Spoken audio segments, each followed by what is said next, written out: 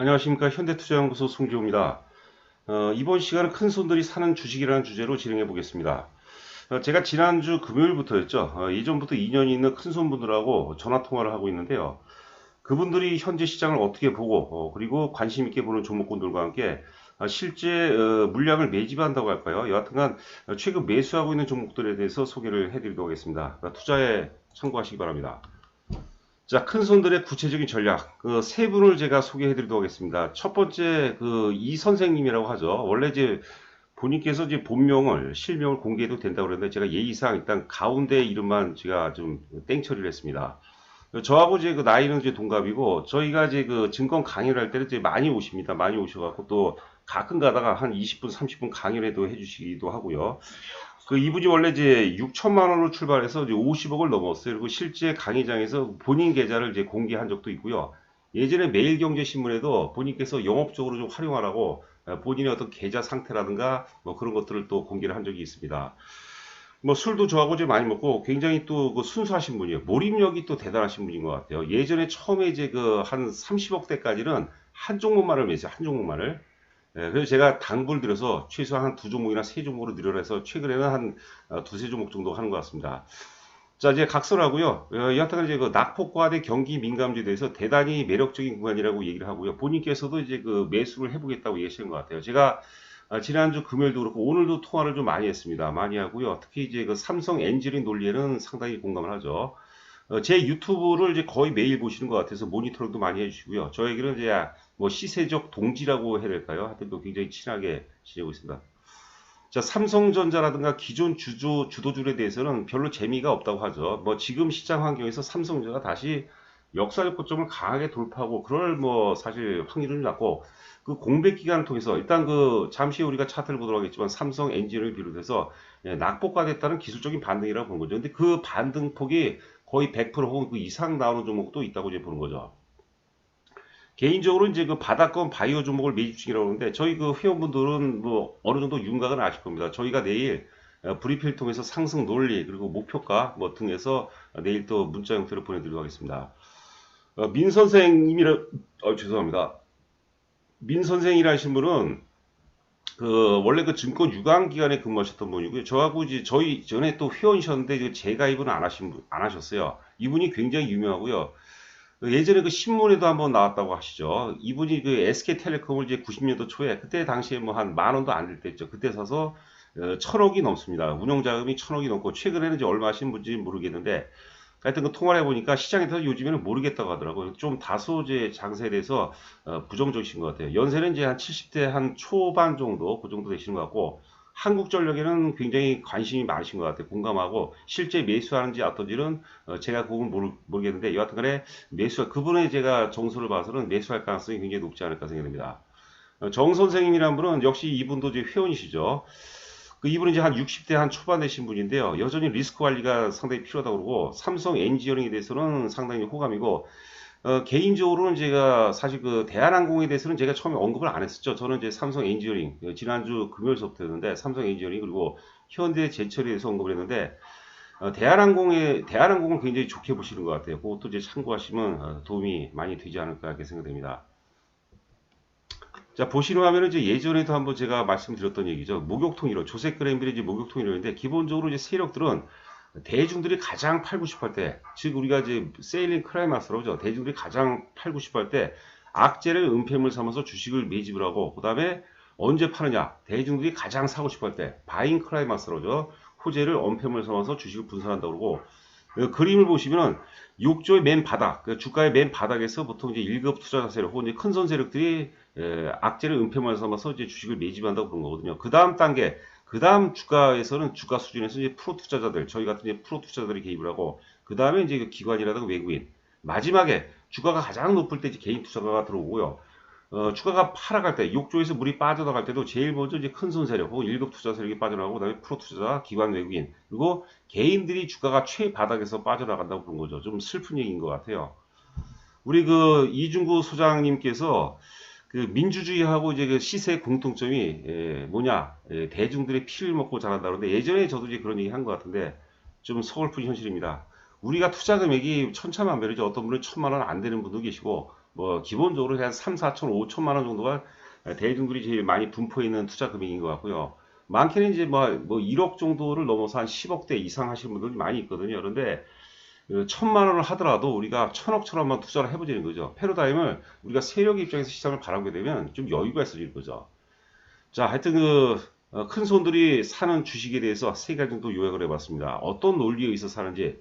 큰 손들은 현재 주식을 사는 게 아니라 가격을 산다고 그러죠. 제가 이제 유튜브 방송에서 많이 말씀드리죠. 가격이 안 맞으면 안 사는 거예요. 왜냐하면 박앤세일 과정이거든요. 그래서 그 역시장 접근법이라고 이거 역시도 앞서 얘기한 것처럼 대주들이 가장 팔고 싶어 할 때 그때가 이제 역시장 접근법이 근거하다면 그때가 이제 그 매집하는 그런 단계라고 보는 거죠. 철저하게 쌀 때 주식을 매수한다. 그러니까 주식을 보는 게 아니라 가격을 많이 본다는 거죠. 두 번째는 이분들이 이기는 게임이 아니고요. 이기는 게임이 아니라 이기는 게임보다 지지 않는 게임을 추구한다는 거죠. 그렇기 때문에 반드시 펀더멘털에 충실하고 그 다음에 단기 매매는 안 하죠. 당연히 중장기 투자. 기본적으로 그리고 이 선생 같은 분은 최소한 100% 이상 보는 종목만을 우리가 공략한다는 거죠.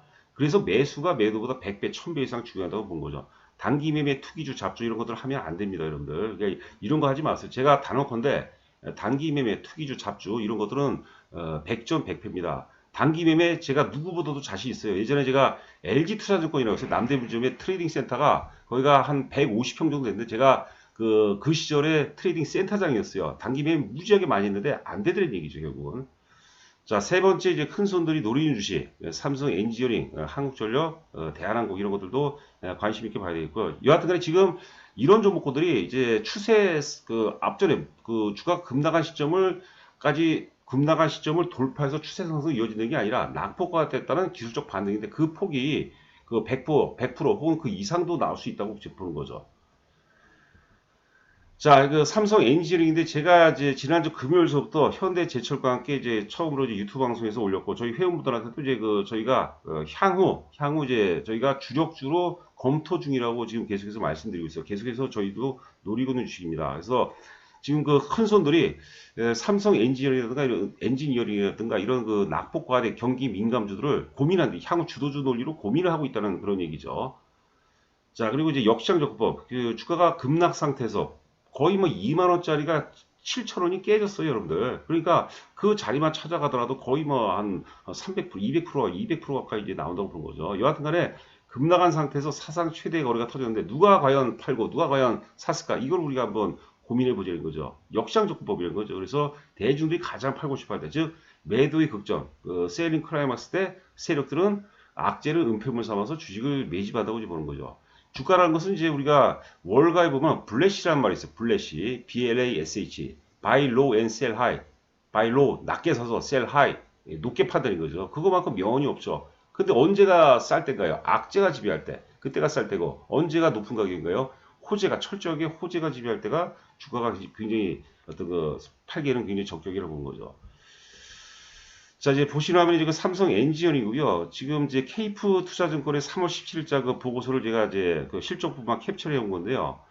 조금 잘못된 왜곡이 된 것 같아요. 조금 왜곡이 된 것 같아요. 하여튼 그 2020년 올해 예상 영업이익을 뭐 한 3,500 가까이 보는데 이거보다 좀 못 미치지 않을까 생각이 돼요. 상적으로 보더라도. 여하튼 간에 작년도 실적은 굉장히 좋았어요. 매출도 그렇고 영업이익이 전년도에 비해서 뭐 영업이익 같은 경우는 거의 뭐 100% 가까이 급등을 했는데 주가는 시대적 흐름, 시장 흐름에 맞지 않으니까 주가가 못 올라간 거죠, 사실. 다른 종목에 비해서는 삼성 엔지니어링은 그래도 좀 나은 편이었어요.